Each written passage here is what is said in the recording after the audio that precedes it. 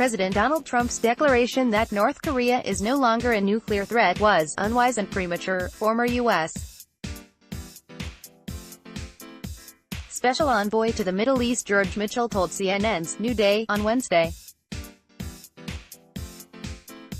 "I think his statement most charitably can be called premature," said Mitchell, who was also Special Envoy to Northern Ireland and Senate Majority Leader. "There's a long way to go."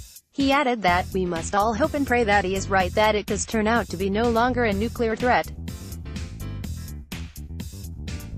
I think it's unwise and premature to make that kind of declaration at this stage in the process." Mitchell also stressed that the most significant aspect of the statement that was made following the meeting was the omission of the words verifiable and irreversible, because, even as Secretary of State Mike Pompeo said, that has been the American standard.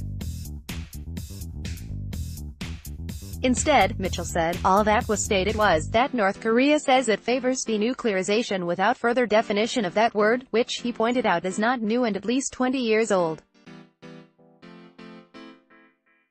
Mitchell stressed that optimism is completely unwarranted, and I think, to the contrary, we should be careful and insist in these negotiations that this gap between the definition of the two sides on what is denuclearization, and an equally large gap on the timing and pace of that denuclearization has to be closed. Mitchell also pointed out that Trump has set a very high bar for himself by denouncing the Iran nuclear agreement that established the most rigorous inspection regime in history. "There is no precedent for it, and to duplicate that in North Korea will be extremely difficult, but, in my judgment, essential." Politics. President Donald Trump's declaration that North Korea is no longer a nuclear threat was unwise and premature, former U.S. Special Envoy to the Middle East George Mitchell told CNN's New Day on Wednesday.